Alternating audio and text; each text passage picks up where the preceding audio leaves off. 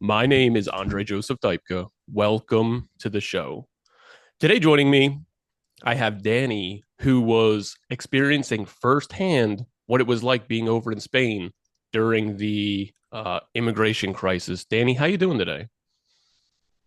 I'm doing great. I'm back home and I'm happy I'm no longer there. Happy you're no longer there. Where is home? Is it as I see on your profile, Bulgaria? Yeah, I'm from Eastern Europe, Bulgaria, Bulgaria. In the city southeast to be Sofia? Is that a city? Sofia. Yeah, that's the capital. Okay, gotcha. You're from there. Yeah, from And Sofia, Bulgaria. how is it there? It's never even crossed my mind to go to Bulgaria, but I've heard good things.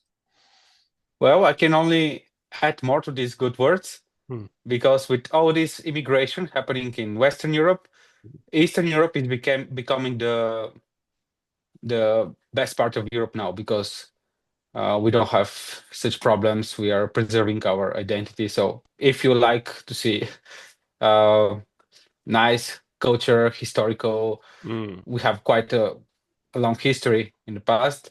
You should make a tour in Eastern Europe. Bulgaria, Poland, Croatia, Czech Republic, Hungary, all great countries. Perfect. Well, I have a plan to go to Poland in October. So I don't think Bulgaria is too far away, is it? No, it's like 1 hour flight and 20. Hmm. So just Perfect. take it. And if I'm here, I'll gladly welcome you. Perfect. Okay. That sounds awesome.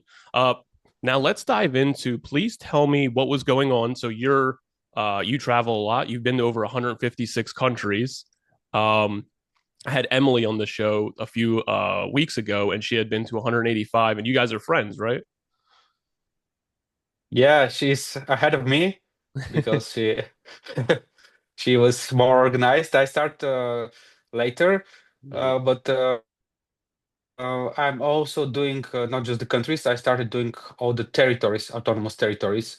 So Ceuta is a territory. It's Mm. part of Spain, but it counts as a country. There's an extended list, which I'm also chasing. So I've booked this flight to Ceuta like three weeks ago before the immigration crisis, and right in the afternoon I landed there. I end up in the biggest house I have seen in my life.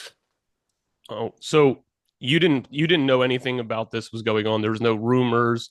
You didn't go there to capture it, journalism. You were just visiting.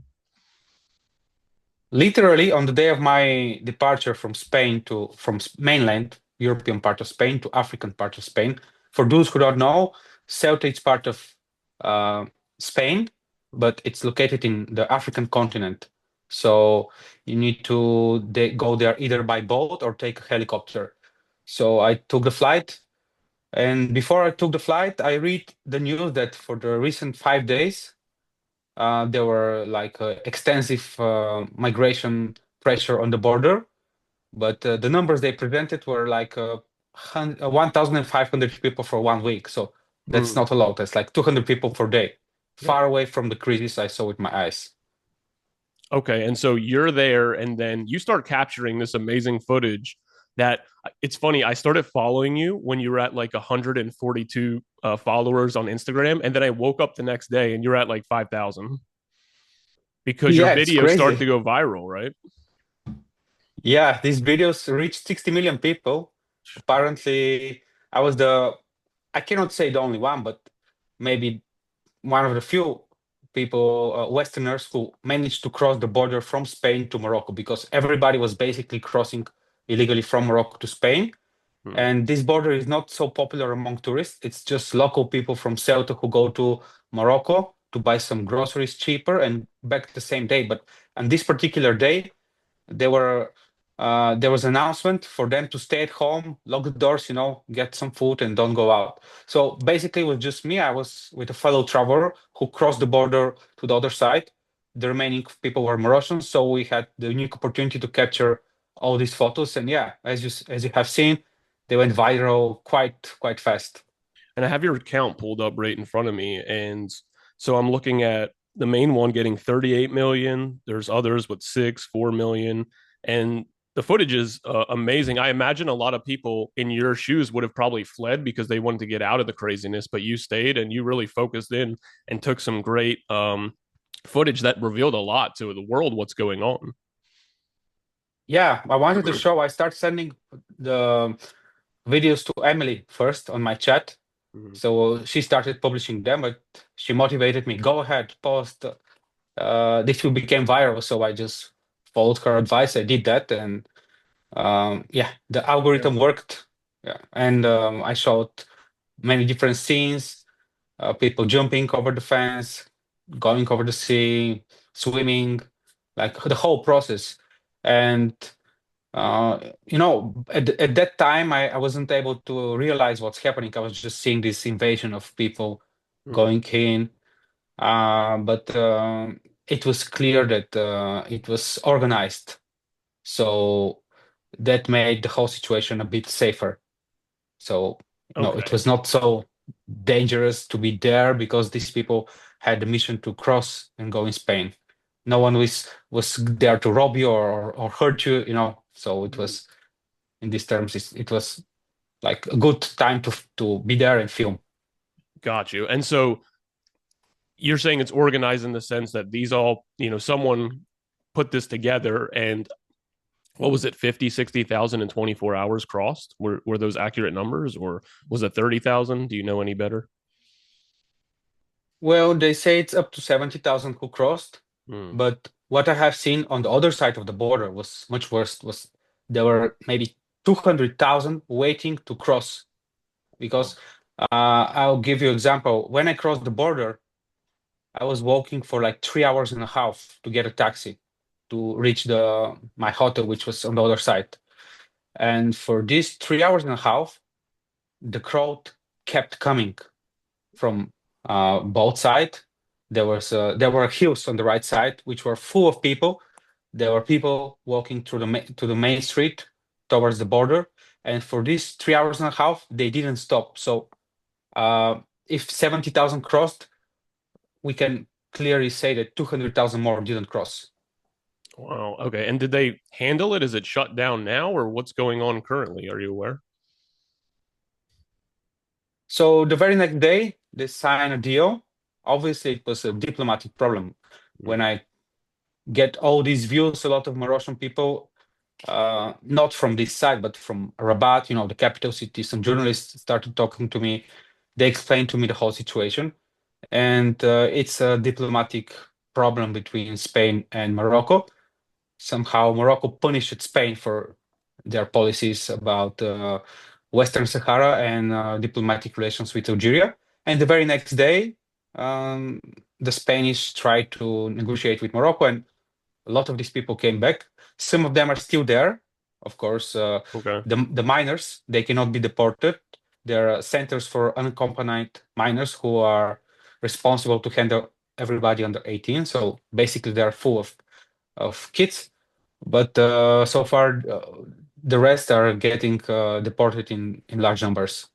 And is it actually making a dent? Were they able to break into other parts of Spain as a result, or is this actually seem like it's going to be able to be reversed? So the procedure of getting residence in Spain, it will take between 1 and 2 years once they arrive in Ceuta, because this is separated from, as I told you, from The European mainland, yeah. side of Spain. Yeah, they cannot simply take the boat or the helicopter like I did and go to Spain. They need to have a document. So first they apply for asylum. Hmm. Um, so they wait for like up to 6 months for the decision. Then they might be moved to the mainland, the continental part of Spain, and then they wait up to 1 year to get their residence permit. So after this, they're free to work, to move around Europe. Hmm. So these people will just destroy Ceuta because Ceuta is a small city. Let's tell to your audience, it's just 83,000 people. Now imagine in one day you have city with capacity for 83,000 people and 70,000 just came in. There is basically no space. The streets were full, the parks were full, they were everywhere, and everything was closed that day. There was literally nowhere to go because every business owner will shut down his shop or restaurant or the shopping center because these people would just come and loot and take everything, right? Yeah. It was just the major supermarkets, two major supermarkets who were open that day, and there were three. step security there, trying to prevent people Hmm. come in, face control. Yeah, so basically it was very, very chaotic Yeah, so and I was sad. that was actually the thing I was going to bring up next. I saw the island was 80,000, 85,000, with their normal residency, and then at the time 40,000 people had come over, and now you're updating me that the population basically doubled overnight. Excuse me. I couldn't imagine how terrified the locals were. Were you able to speak to anyone who was more local? Actually, when I was there was a protest against the Pedro Sanchez government, so I managed to get in. But there was, as I told you, announcement from the local authorities to stay at home. So Hmm. most of people were just locked in. This protest was like 500 people or less. Okay. So they were just angry about these policies and they went there to protest. But so far, they were surrounded by more police than protesters themselves. So Hmm. And I seen the military did arrive. What was that like? What were they doing? Were they controlling the situation? yeah, actually, when I finally went to the main boulevard, Avenida Martinez, who leads straight to the border, the first military equipment start arriving, but it was sad to watch their reaction. I think these guys didn't know what to do. I'll give an example. Yeah. There was a traffic jam, like 500 meters before the border. There were traffic jam for cars waiting to get in, and the military just stayed in the traffic jam instead crossing in the opposite line, which was empty, and go quicker. It took them 5 minutes just to make this traffic violation and go on the opposite line and reach the border. And when they arrived there, they just parked their military equipment and stayed there because they can only prevent those arriving by land. Those arriving by sea, they have no authority to touch them or do anything because there was quite recent Spanish Supreme Court ruling who say that if you arrive by coast, by sea, there is no possibility for immediate deportation. So they have this option if someone cross by land to deport them immediately. Hmm. But if you go by sea, apparently this will not work. So they just let everybody going through the sea inside the city. And did you, after the situation happened, you got to your hotel, did you leave later that evening or that the next day, or did you end up staying for a few days and watch what's going on? So I crossed the border. I went to Moroccan side. I Mm. kept filming. And as I told you, I walked several hours to get a taxi. I stayed in the hotel, and next day I left. I went to Marrakesh and took a flight home. But the situation was already under control the next day. I mean, from Mm. Spanish side. So I think I got the peak, the culmination of the events, Yeah, it as was you can see wild in to the video. unwatch. I was seeing it all over X, all over Instagram. And again, you had some of the best footage that I saw. You captured, you know, pretty much every angle of everything that's going on. And not only did I notice the rest of the world as well, but you've been interviewed now on different news stations. You've been contacted. Like, what has that been like? Yeah, I was the next day, Friday, I had four news appearances. Hmm. Saturday, I was in the morning breeze morning show. Today, I was again in the morning show, all national televisions. So Yeah, I saw that. I basically, saw you having a this cup of like coffee or something. yeah, it was in the morning show. I need to translate these interviews and I'll publish them Hmm. because I revealed more information, first-hand experience, and it was really wild. I didn't expect this. It was to get so viral, but Yeah. people need to see and know what's happening. And you're a journalist by trade or Uh, tourist consultant? I was working as a full-time journalist in the past, Hmm. but then I am just freelance journalist. I write occasionally some pieces for magazines, and also I have my TV program, but it is for travel. Okay. Publish my travel videos, so I really not involved anymore in politics, but now I have Gotcha. to do. And today I was having to speak about all the things and the relations and the reasons for this raid, for this invasion. I know you said that the people had shut down their businesses, stayed locked in, most of them. Were the migrants still breaking in? Were they doing anything? I thought I saw footage of them destroying stuff, setting stuff on fire. Um, do you know if that was happening? Yeah, that footage of things on fire was on Moroccan side, from Okay. what I saw.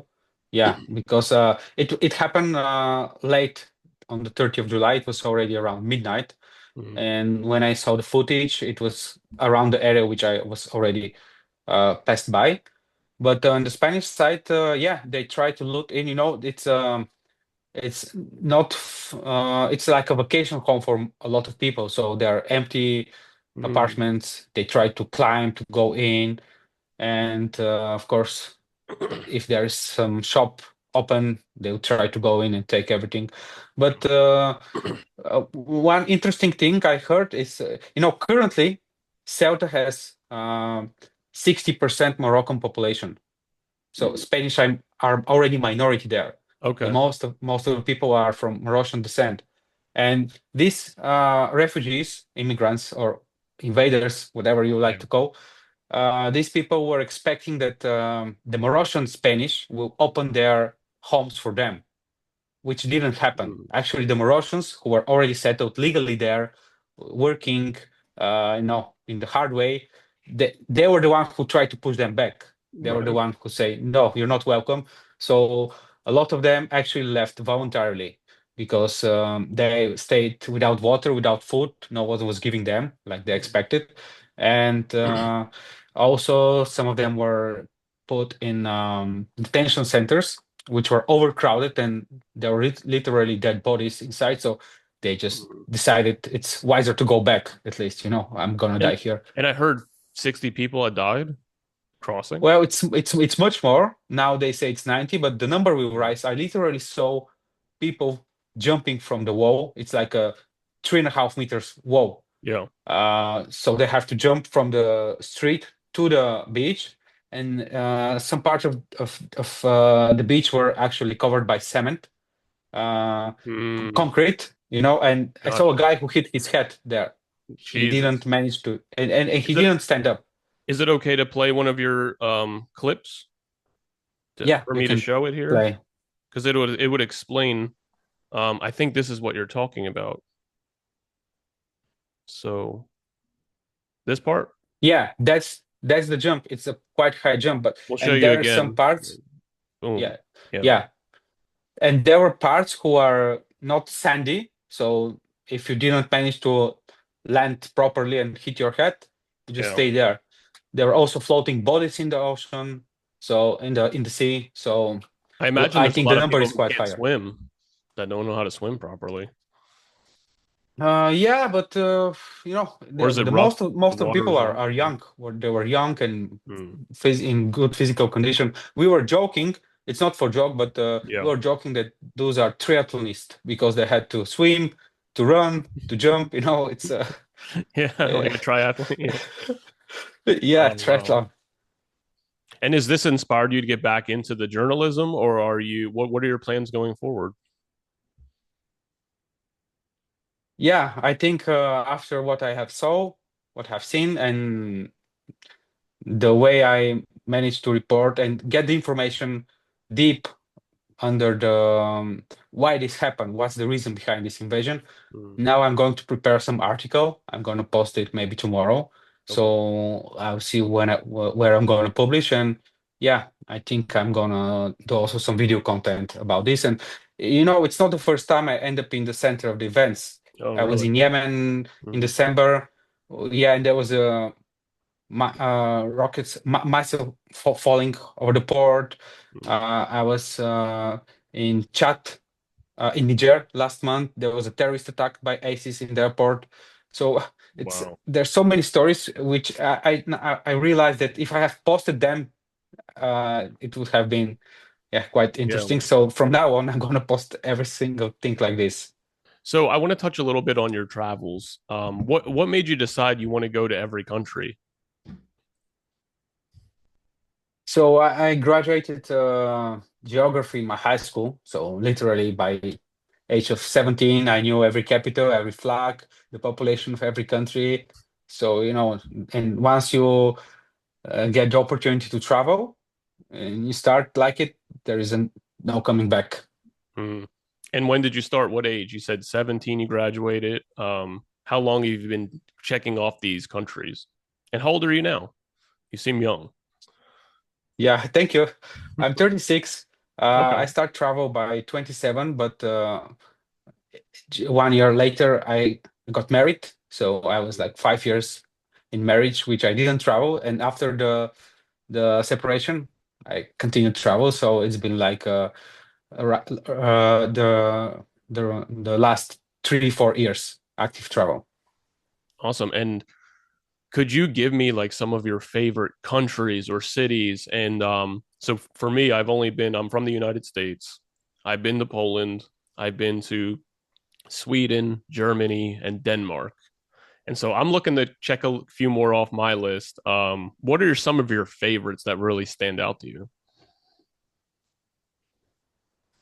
Okay, I see you like Europe. Then I would like to welcome you here in Bulgaria, Greece. They're our Greece. neighbors. So it's Bulgaria and Greece are next to each other.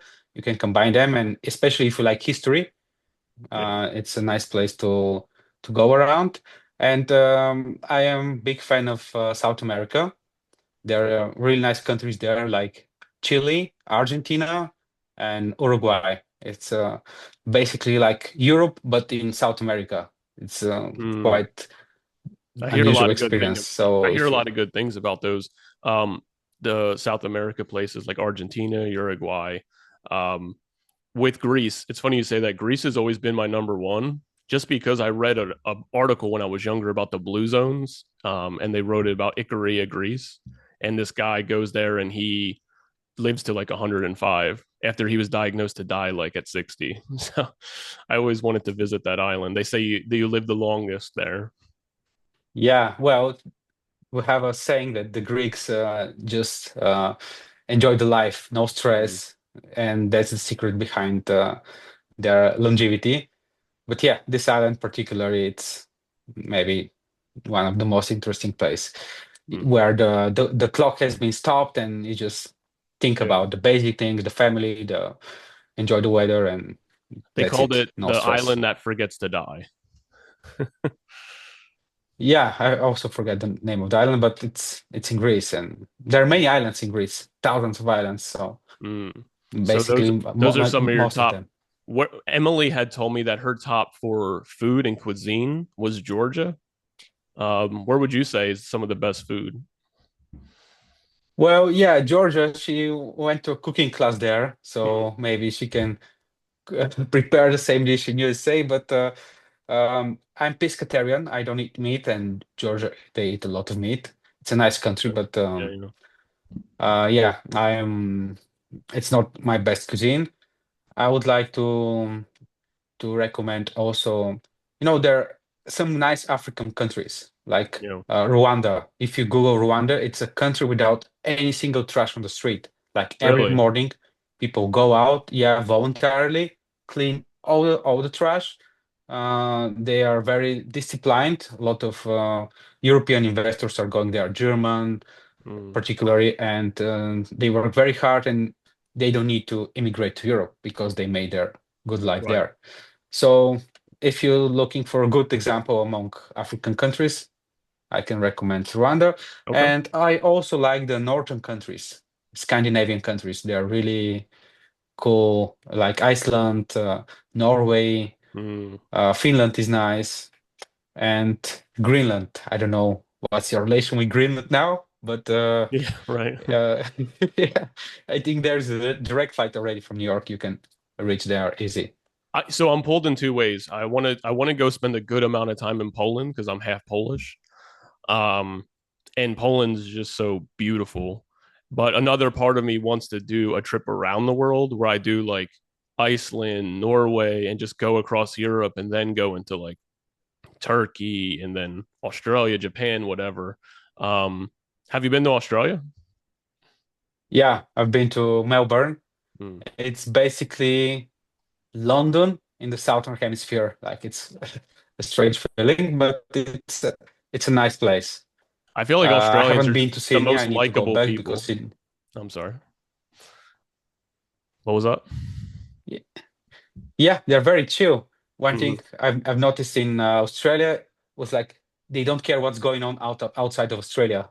So I remember I took a look at their newspaper, what's happening, and there was like 20 pages, 19 of them speaking about Australia and United Kingdom, and one page with news around the world. Like they literally take care of their own country and their own policy, and it's very like chill there. And you Yeah, see I when you love go. that. I think people should worry about their own country. I just saw this clip of a man talking in Krakow, Poland, and he said he saw a young man, probably 18 or 20 or whatever, and he's going around, he's picking up like a few loose cigarettes that are in the city because he wants his city to be presentable. He wants to have a clean, beautiful, country.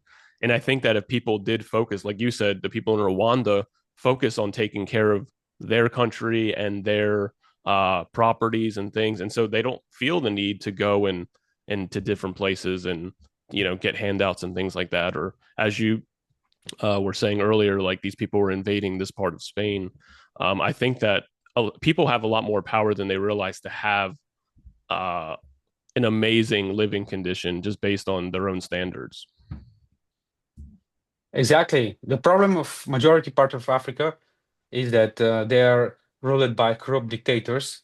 Mm. So the wealth is not equally distributed, and they're receiving a lot of funding from Europe, from I think from USA, if unless you didn't cut the programs. And most of these fundings are being taken away for the government, Mm. so they don't reach the people. But when you have a working government who takes care of their people and people who are willing to work, not to receive something granted, because this is thing is to get used, receive grants and do nothing. And that's the problem of a lot of places in the poorest part of Africa. They rely only on some grants, and that's why they're rushing to not to resolve the problems in their own country in their own way, but to just go abroad. And that's the dream of basically every young people in majority of, let's say, Sahel states, Yeah. so-called. There are no opportunity there. 35% illiterate. So these people just have no opportunity, and they don't care about the future of their country. Yeah, and that's the thing, you have to take care. Pride is viewed as a negative thing in people, but at the same time, if you're proud of who you are, where you come from, your roots, your heritage, your country, it tends to preserve the good things about it, and not just the bad. Danny, I want to thank you for coming on. I did want to start wrapping up here. I wanted to end on your thoughts. There's a lot of people who maybe have never left their country or even their town. There's a lot of people who just stay small town, never go anywhere, because not because they don't want to leave, but because they're scared. They might be intimidated. And talking with you and Emily, who are going to Afghanistan, and you guys are going all over the place. What are some like words of encouragement and like some advice for safety in terms of travel that you could give to people who are maybe trying to scratch that itch? Yeah, I've heard about it. Actually, a lot of Americans doesn't have passports even, so they don't travel abroad because we have a big country, a lot of places to visit. But if you're scared to travel alone, find a companion, or just start with some safe countries like Poland or a lot of Northern European countries. You can easily walk there. It's very safe, even if you're alone. You guys speak English, so it's international language. You don't have language barrier. And once you start visiting more and more countries, uh, which are safe, then you get more experience. Then you end up in Afghanistan one day if you're addicted to traveling. Awesome. So you still have quite a few more. I'm looking forward to seeing you complete that. And I want to thank you for coming on again. This was great. Thank you for inviting me. I hope it was interesting. Yeah, Keep I think people are doing going a to love good it. job. Yeah, I hope so. Enjoy Poland. I was in Krakow twice this year, Mhm. but October it's already cold there. Did you enjoy your time there? So, well, I went in January. It was minus 16 Celsius. I don't know in Fahrenheit. It was so freezing. And next time I went was in June. It was the best time. So October might be already autumn, a bit cold, but Mhm. maybe it will be beautiful. Just Yeah. send some I, photo and I was enjoy. looking at Montenegro. Is that a part of Eastern, like that area, Eastern Europe area? I Oh was yeah, looking at it's that in the yesterday. It looks beautiful. It's in the Balkans actually, Yeah. so it's also Eastern Europe, close to Albania, Croatia, these Would you parts. recommend So that? yeah, Yeah. it's a nice place. It's a small country, I think less than 2 million people, Hmm. and yeah, there's a nice Riviera there, mountains, and but again, I don't know how it will be in October because usually Yeah. the season is until September here, so Hmm. it will be like a shoulder season, but That's more of a summer that will, place with the water and everything, I would think. Yeah. yeah, but still you'll enjoy Cool. because we'll be Okay. less crowded in this time of the year. Right, right. Okay. Well, thank you again. I hope everyone enjoyed. I'm going to leave his info, Danny's info down below. So go follow his Instagram. Check out the videos. You guys are amazing. And we'll see you soon. Take care. Thank you. Thank you. Bye bye. Thank you.